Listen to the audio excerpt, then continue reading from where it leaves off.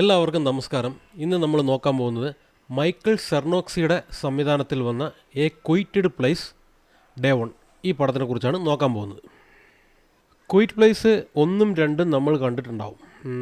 ഇതതിൻ്റെ മൂന്നാമത്തെ ഭാഗമായിട്ടാണ് വന്നിരിക്കുന്നത്. പടത്തിൽ എടുത്തുടനെ കാണിക്കുന്നത് വന്നിട്ട് ന്യൂയോർക്ക് സിറ്റിയാണ്. ന്യൂയോർക്ക് സിറ്റിയിൽ വന്നിട്ട് ഭയങ്കര ഇരച്ചിലും ശബ്ദമായിട്ടിരിക്കുന്നു. അപ്പോൾ സ്ക്രീനിൽ എഴുതി കാണിക്കും, ഇപ്പോൾ വന്നിട്ട് 90 ഡെസിബിൾ സൗണ്ട് ഉണ്ടെന്ന് പറഞ്ഞ് എഴുതി കാണിക്കും. അതിനുശേഷം വന്നിട്ട് ഒരാശ്രമമാണ് കാണിക്കുന്നത്. ഈ ആശ്രമത്തിൽ കുറേ വയസ്സായവരുണ്ടാവും. അതിൽ നമ്മുടെ കഥാനായിക വന്നിട്ട് വാർദ്ധക്യം ബാധിച്ച് എന്താ പറയുക, സുഖമില്ലാണ്ട് ഇരിക്കുകയാണ്. കയ്യിലൊരു പൂച്ചക്കുട്ടിയുണ്ട്. നമ്മുടെ കഥാനായികയ്ക്ക് മരിക്കുന്നതിന് മുമ്പ് സിറ്റിയിൽ പോയിട്ട് ഒരു ഡ്രാമയൊക്കെ കണ്ടിട്ട് ഒരു പിസ്സ കഴിക്കണമെന്ന് ആഗ്രഹം. അത് നടത്തിയേ പറ്റുമെന്ന് പറഞ്ഞിട്ട് അവിടെയുള്ള മെയിൽ നേഴ്സിൻ്റെ അടുത്തൊക്കെ പറയുന്നു. അങ്ങനെ ഈ സ്ത്രീ വന്നിട്ട് നാടകം കണ്ട് പിസ്സ കഴിക്കാൻ വേണ്ടി സിറ്റിയിലേക്ക് പോകുകയാണ്. അങ്ങനെ ഡ്രാമ കണ്ട് കഴിഞ്ഞ് ഇറങ്ങി വരുമ്പം പിസ്സ കഴിക്കണമെന്ന് പറയുന്നു. ഈ സ്ത്രീയുടെ കൂടെ വന്നിട്ട് ഒരു മെയിൽ നേഴ്സുണ്ട്. അയാളുടെ അടുത്ത് പറയുന്നു ഇന്നപോലെ പിസ്സ കഴിക്കണമെന്ന്. പക്ഷേ അയാൾ പറയുന്നു വേണ്ട, ഇവിടെ നിൽക്കുന്നത് പന്തിയെല്ലാം തോന്നുന്നു, ഇവിടെ എന്തോ പ്രശ്നമുണ്ട്, നമുക്ക് പോവാമെന്ന് പറയുന്നു.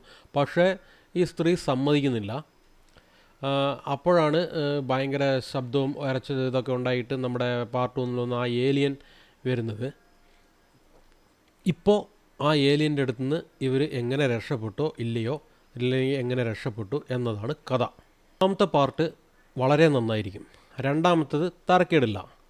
പക്ഷേ മൂന്നാമത്തെ പാർട്ട് വന്നിട്ട് ഈ 1ഉം 2ഉം പാർട്ടിനെക്കാട്ടിലും അധികം ചിലവാക്കിയെടുത്ത സിനിമയാണ്.